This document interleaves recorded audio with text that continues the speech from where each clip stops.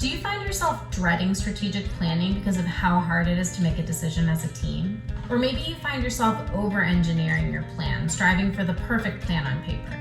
In this video, I'm going to talk about 5 pitfalls to avoid when strategic planning, so that you can focus less on creating a perfect plan on paper and focus more on effective implementation. Hi, my name is Andrea Getchis, and I provide strategic planning tips and tricks on Education Elements YouTube channel. I also work with districts across the country to create actionable and effective strategic plans. Roger Martin says, "True strategy is about placing bets and making hard choices. The objective is not to eliminate risk, but to increase the odds of success." That is a compelling way to think about strategy. It's also quite a departure from how many of us think about strategic planning. At Education Elements, we focus on the verbs, strategy and planning. Strategy is about making choices. Planning is an ongoing action. We work with school organizations to develop dynamic plans, involving the community input to create a plan that is built to withstand changing circumstances. We've learned a lot through the years, and we've either made or witnessed mistakes so that you don't have to. Pitfall 1, asking only for opinions.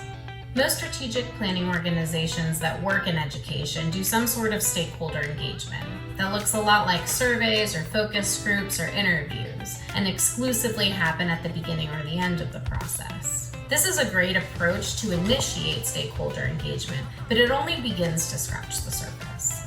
The challenge with this approach is that it's a lot of work on the front end, and it does not create opportunities for your community to be involved with ongoing feedback.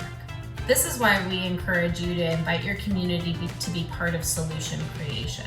When folks are invited to create together, they're more likely to be bought into the plan itself. Consider engaging in a process that allows your community to share their thoughts and propose potential solutions. You never know who in your community has a skill, passion, or interest in leading an initiative that your community really needs.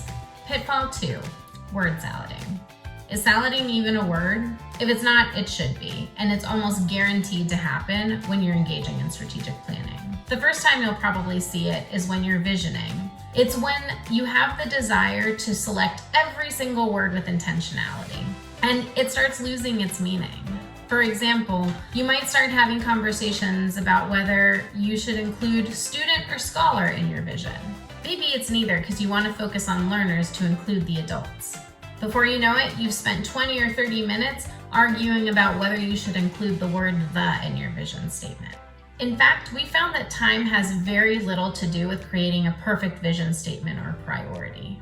Sticking to 3 main components is important according to Cascade. What's your impact? What's the connection that you have with the community? And finally, what is the twist that makes your organization exceptional? I recommend 2 ways to avoid this. The first is putting a time limit to these types of activities. The second is time away. Fresh eyes will help you find the right balance between the right words and simplicity. Pitfall number 3, finding reasons why you can't do something. Somewhere in the middle of your process, you're going to brainstorm initiatives and priorities that you're going to take on as an organization. During this time, it's easy to develop a great idea and immediately think about all the reasons why this hasn't worked in the past or why you won't be successful. In order to avoid this pitfall, ensure that you create a dedicated time to wildly brainstorm, where anything goes. Robots to assist students? Awesome. Self-sanitizing whiteboards? Fantastic. Don't limit yourself. At Education Elements, we talk about this as the difference between divergence and convergence. When you diverge, you're creating choices. When you converge, you're making choices. Make sure you have dedicated time to do both separately. Do not engage in converging activities before you've had an opportunity to expand your options. Pitfall number 4, taking on too much new. On the other side of the brainstorming coin, you might get excited about implementing all of your amazing ideas. It's important to have an honest conversation about what you can take on as an organization. Things you might consider are resources available or needed, the cost of implementing a new initiative, the infrastructure that does or doesn't exist. This message is specifically for you if you are a leader. In order to ensure that your team picks the right number of initiatives, It's important that you as the leader of your organization are there to guide them. As the leader, you have the broadest perspective. You know the finances, the team capacity, community pressures, or even state and federal guidelines. You are responsible for guiding your team. I caution you not to confuse this with giving permission. You want to provide opportunities for your team members.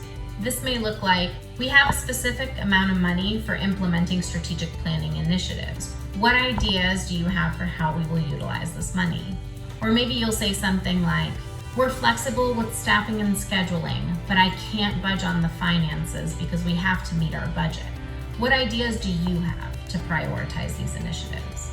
Getting folks involved in making these hard choices will be incredibly important to prioritizing what you can take on as an organization realistically.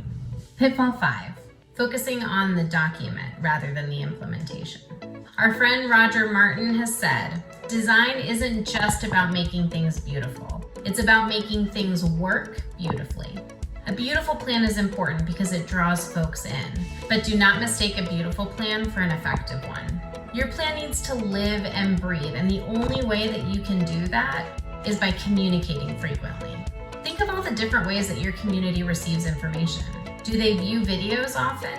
Or do you have monthly PDs or meetings where you may be able to provide updates? Your entire team should be communicating with their spheres of influence and doing it often. Sharing your plan clearly and frequently will ensure that your stakeholders stay invested and understand the plan as it evolves. Today, we've covered how to avoid the biggest pitfalls of strategic planning. Pitfall number 1, asking only for opinions. Pitfall number 2, word salading. Pitfall number 3, finding reasons you can't do something. Pitfall number 4, taking on too much new. Pitfall number 5, focusing on the document rather than the implementation. If you found yourself saying, guilty, don't stress. This is a learning process and I'm here to help. My contact information is in the description below. Reach out if you have any questions. If you found value in this content, please like the video and subscribe to the Education Elements YouTube channel. And check out the videos that we have on our channel about strategic planning. Thanks for watching and we'll see you next time.